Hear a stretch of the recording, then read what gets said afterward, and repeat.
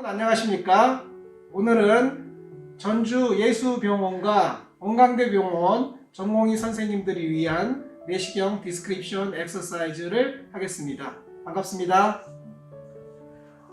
내시경 검사를 하면 병소를 발견하는데요.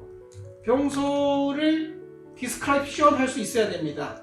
그래서 디스크립션 하는 여러 가지 방법이 있는데 그 방법 중에 제가 오늘 설명드리는 방법은 엔도투데이 스타일, 엔도투데이 스타일로 교육을 하려고 합니다.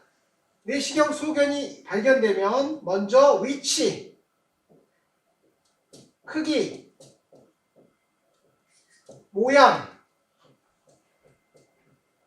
모양을 둘로 나눕니다. 그래서 주소견, 부소견, 3번이 주소견이고 4번이 부소견이에요. 5번이 임프레션, 내시경 진단, 6번이 클래시피케이션, 분류. 그래서 어떠한 내시경 소견을 보면은 특별한 예외가 아닌 이상 항상 위치, 크기, 주소견, 부소견, 임프레션, 분류 순서로 내시경 소견을 써보자 하는 겁니다. 위치는 두 가지가 있는데요. 종축과 횡축이 있습니다. 종축은 카디아, fundus, 하이바디, 미드바디, 로우바디, 앵글, 엔트룸, 파이로루스 위로부터 아래까지. 그 다음에 횡축은 레서 커버처, 그레이터 커버처, 안티리어월, 포스티리어월 이렇게 쓰는 거고요. 크기는 여러 가지 클루가 있지만 내시경에는 크기를 게스할 수 있는 클루가 없어요. 내시경 사진에는. 따라서 위가 클루거든요. 위가 대략 지름이 6cm예요. 따라서 지름 6cm짜리 공이 내시경 위 안에 들어있다. 이걸 내시경으로 본다 라고 생각해서 위를 가득 채우는 6cm짜리 공의 지름을 생각하고 거기에 비례해서 1cm, 2cm, 3cm 이렇게 쓰시면 되고요. 주소견은 무엇을 표시하는 가장 짧은 표현입니다. 궤양, mass, flat elevated region 이런 거고, 부소견은 거기에 대한 자세한 설명이고요. 임프레션은 내시경을 보고 내가 뭐라고 생각한다. 위궤양, 위암, 위험 이런 거죠. 그리고 분류는 거기에 대한 세부 내용입니다. 이런 식으로 내시경 디스크립션을 하겠습니다. 여러분 가지고 있는 종이 뒷면에 세 문제를 풀 거니까요. 3분의 1 정도의 1, 2, 3, 4, 5, 6이라고 이렇게 1, 2, 3, 4, 5, 6, 1, 2, 3, 4, 5, 6 이렇게 써보세요. 그리고 첫 번째 문제를 풀어보도록 하겠습니다.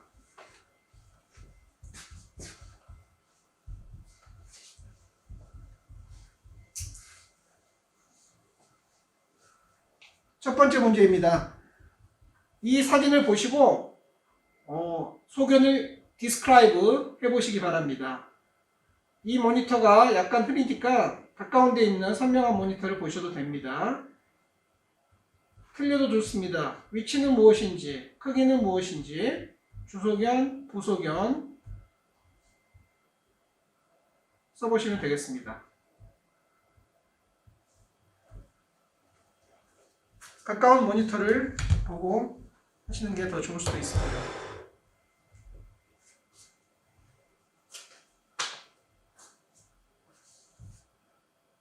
처음 해보는 거라 약간 어려울 수 있습니다.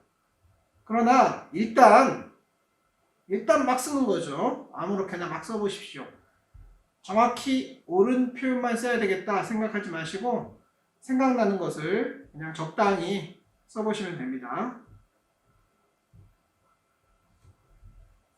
엔도투데이 스타일에서는 영어, 우리말 둘 다 사용합니다. 어떤 병원에 가면 내시경 소견을 전부 영어로 쓰는 분이 계시거든요.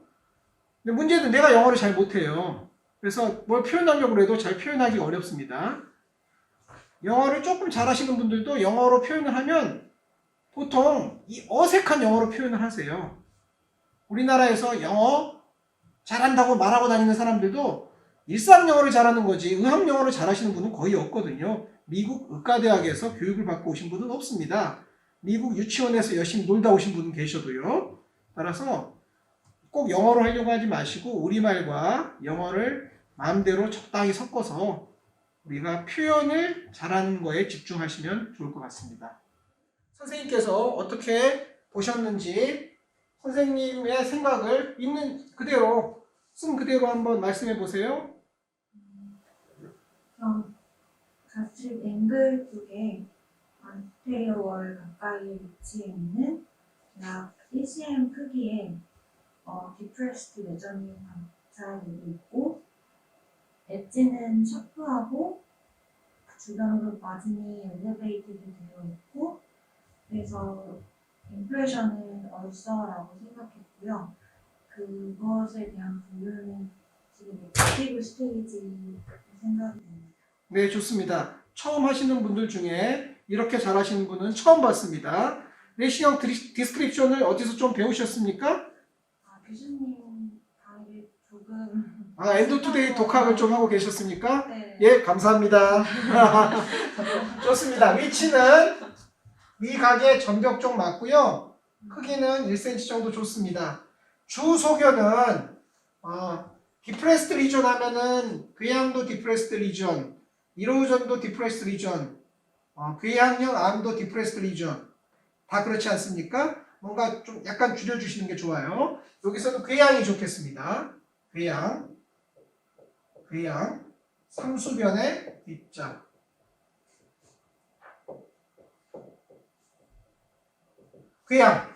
괴양이 있다. 괴양에 대해서는 부소견은 4개를 쓰도록 저희가 얘기하고 있어요. 지금 선생님이 2개를 얘기해 주셨는데요. 엣지, 마진, 그 다음은 베이스, 폴드 이렇게 4가지를 하시는 게 좋은데요. 엣지는 선입니다. 선이어서 평소에 여기를 얘기하는 거예요. 엣지 선이기 때문에 샤프하다, 지그재그하다, 지오그래픽하다, 블러드 되어 있다, 모스 이튼이다 이런 표현을 쓸 수 있어요. 상황에 따라. 마진은 요 바깥쪽을 얘기하는 겁니다. 그래서 여기서는 마진이 이디마터스하다, 여백입니다. 그리고 베이스는 그냥 있으면 이 베이스인데 베이스는 플랫, 지금은 플랫하고 하얀 게 끼어 있어요. 그걸 백태라고 그래요. 엑스웨이트, 백태. 하얀 이끼, 백태. 그리고 폴드는 이제 주름이 끌려오는 건데 이 환자는 폴드가 없습니다. 그렇고요. 괴양의 경우는 AHS 시스템으로 분류하는데 액티브 1, 2, 힐링 1, 2, 스카 1, 2 이건 자세히 공부하시고요. 지금 액티브 스테이지 2에 해당합니다. 따라서 이 병수의 디스크립션은 위각 전벽 쪽에 1cm 크기의 오보이드 괴양이 있다. 엣지는 샤프 커브드 리니어, 마진은 이데마터스, 베이스는 플랫 화이트 엑스웨이트, 폴드 변화는 없다.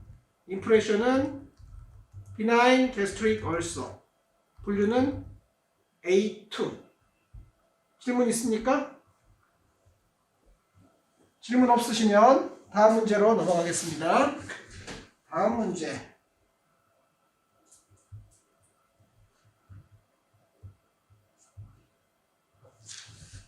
다음 문제입니다. 또 3분 정도 시간을 드릴 테니까 1, 2, 3, 4, 5, 6 써보시기 바랍니다.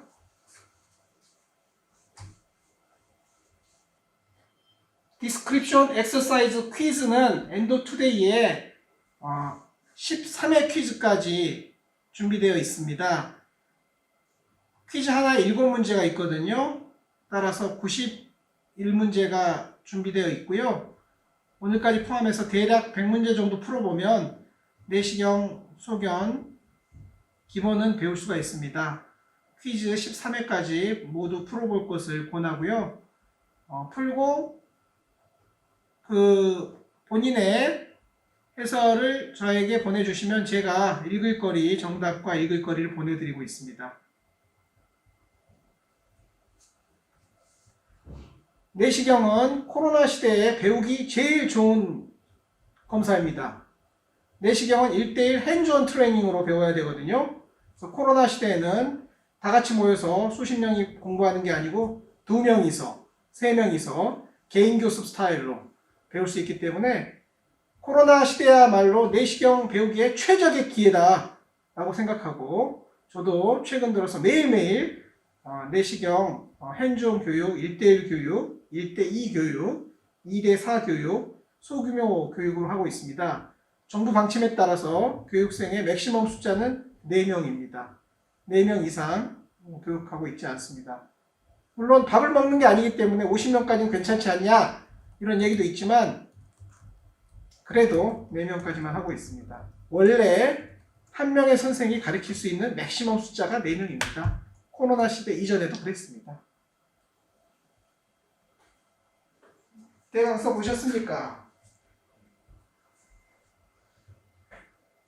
네, 1분 정도 시간을 더 드리겠습니다.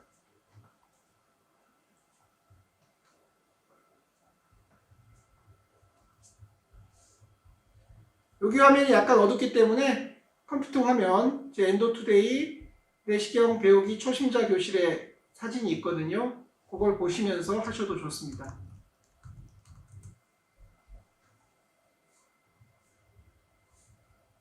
처음 드리는 얘기입니다만 제가 내시경 배우기 책을 쓰고 있습니다. 3, 4월까지 원고를 마무리하고 아마 가을쯤 되면 출판될 예정인데요.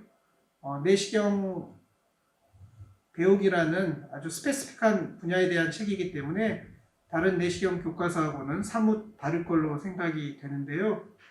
혹시 책이 출판되면 많은 관심을 갖고 본인도 관심을 갖고 후배들에게도 추천하고 부탁드립니다.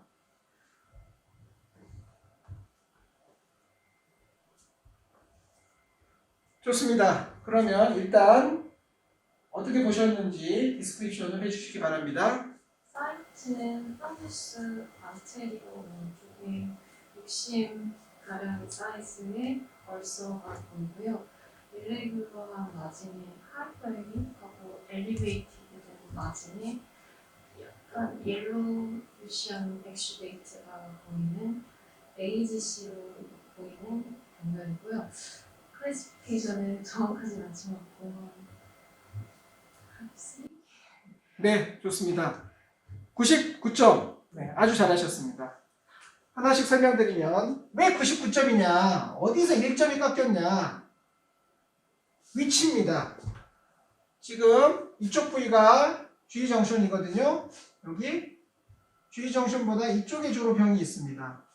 그래서 병소의 위치는 푼두스 라기보다는 카디아와 하이바디입니다. 정축으로 카디아와 하이바디의 여기가 대만이고요. 이쪽이 대만. 리트로플렉션 세팅에서 대만보다 3시간 전이 전벽이거든요. 이게 공식인데 리트로플렉션 세팅에서 대만 주름이 많은 곳보다 3시간 전이 전벽이니까 전벽 맞습니다. 그래서 카디아 하이바디 전벽에 약 5, 6cm 크기의 궤양이 있다. 근데 궤양은 약간 비나인한 느낌이거든요. 그래서 지금의 병은 그냥 일기양 비나인 궤양처럼 좀 보이지 않고 약간 이렇게 좀 보였잖아요. 그리고 선생님이 지금 분류해서 약간 애매하다고 얘기하셨는데 이렇게 생긴 거는 보만 타입 2 얼서러티브, 이렇게 생긴 거는 보만 타입 3인데 사실 이 사진은 2하고 3 중간 정도에 해당하거든요. 그래서 보만 타입은 2하고 3가 헷갈리면 무조건 3라고 한다. 그래서 3라고 하고요. 3를 디스크립션하는 좋은 표현은 얼서러 인필트레티브 매스가 있다. 얼서러 인필트레티브 매스가 있다. 보만 타입 2를 디스크립션하는 좋은 표현은 얼서러티브 매스가 있다. 따라서 이 경우는 얼서러 인필티브 매스가 있다 라고 쓰시면 좋을 것 같고요. 함몰부의 엣지는 이레귤러하고 융기부도 표면이 울퉁불퉁하고 바닥도 울퉁불퉁하면서 옐로우 엑스페이트가 군데군데 돼 있고 약간의 폴드 체인지가 있습니다. 그렇게 디스크립션 하면 되고 인프레션은 AGC 보만 타입 3. 질문 있으십니까? 그러면 질문이 없으시면 다음 문제로 넘어가기 전에 제가 잠깐 설명을 하겠습니다. 질병은 크게 네 가지가 있어요. 비나인 말리그넌트, 디퓨즈 포칼, 이렇게 병이 있습니다. 포칼이 쉬우니까 비나인하고 포칼한 병이 뭐가 있겠습니까? 얼써, 궤양.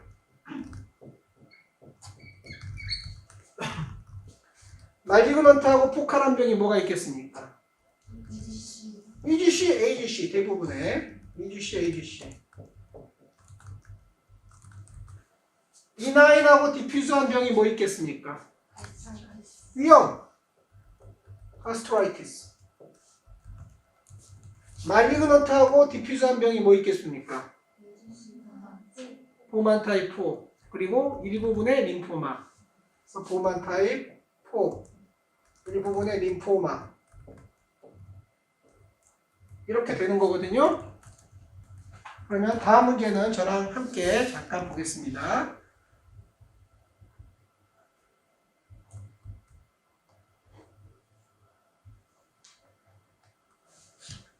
지금 보이는 병소는 비나인해 보이는 디퓨저입니까? 포칼합니까?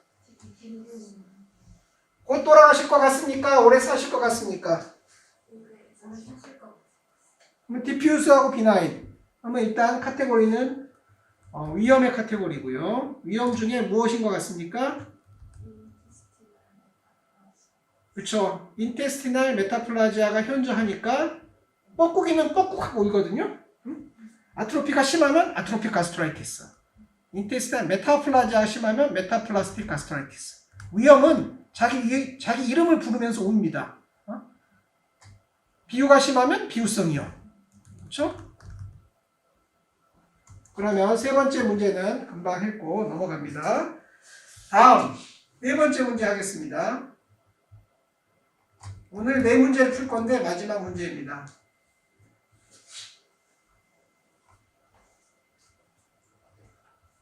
3분 정도의 시간을 드릴 테니까 또 1, 2, 3, 4, 5, 6 위치, 크기, 주소견, 부소견, 내시경 진단, 분류 순서로 써보시기 바랍니다. 그러면 내시경 디스크립션 스타일이면 스타일이었지 왜 네가 네 멋대로 엔도투데이 스타일이라고 이름을 붙였냐? 이건 포인트가 있기 때문입니다. 소견을 주소견하고 부소견으로 나눈 것은 저의 작품이거든요.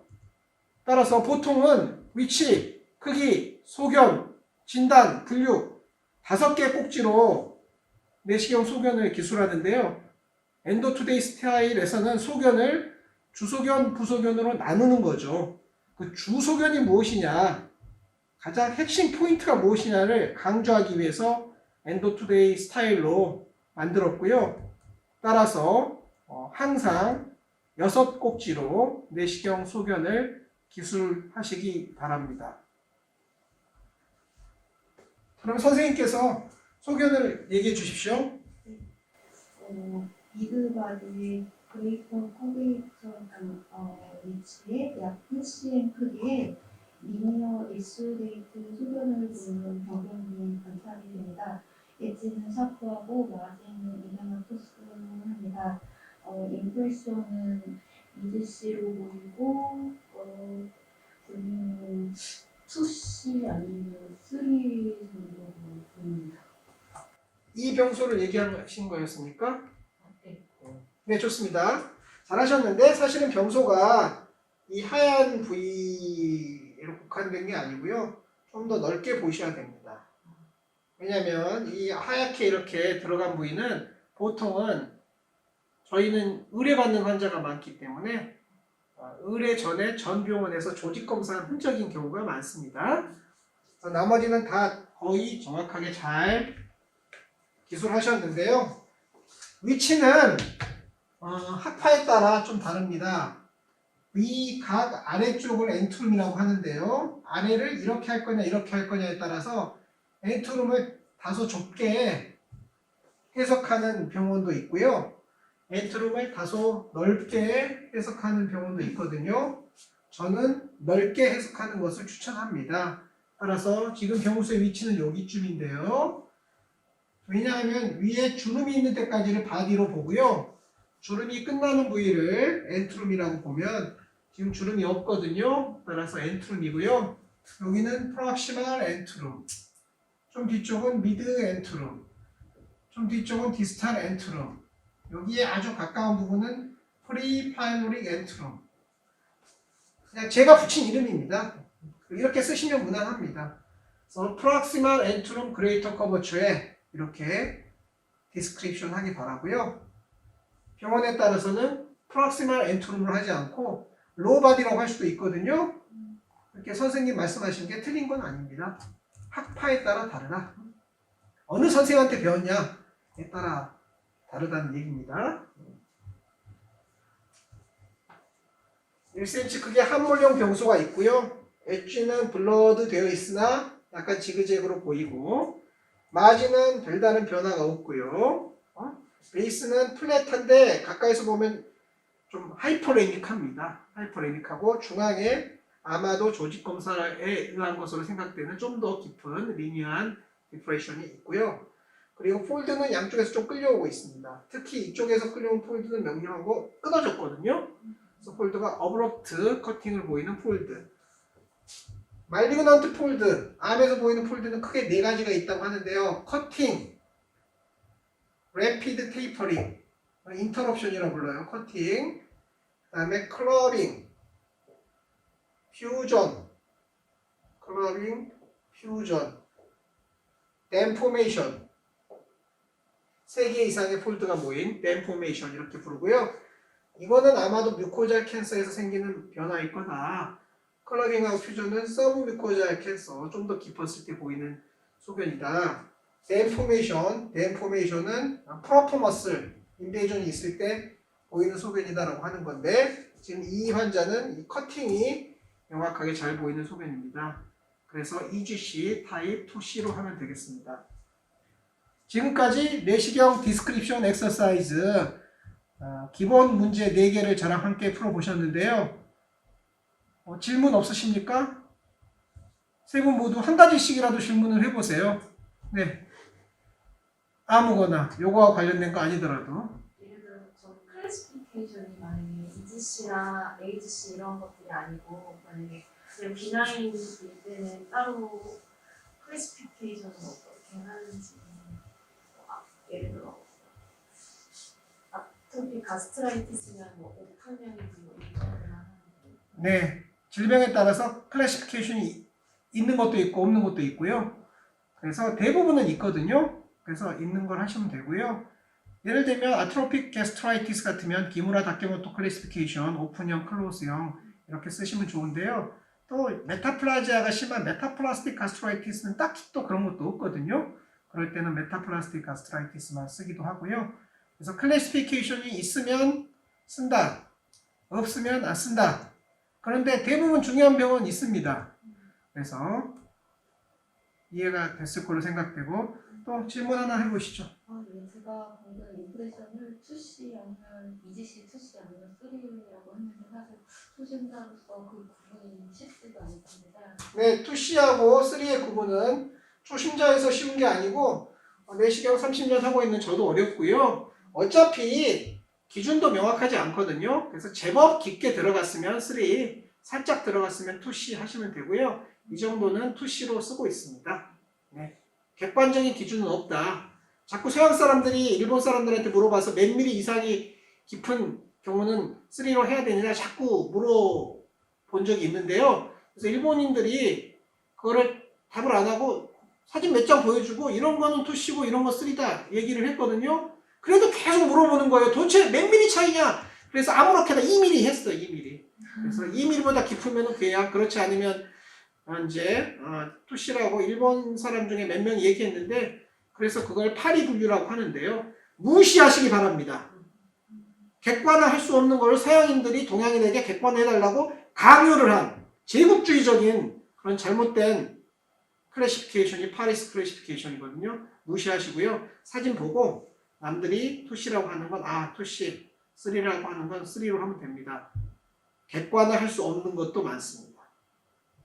네, 또 질문 있으십니까?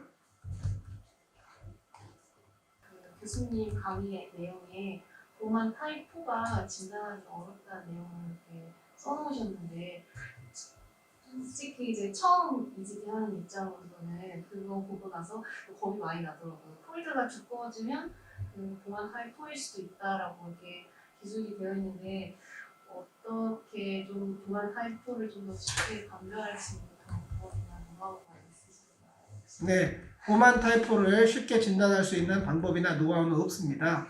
어렵고요.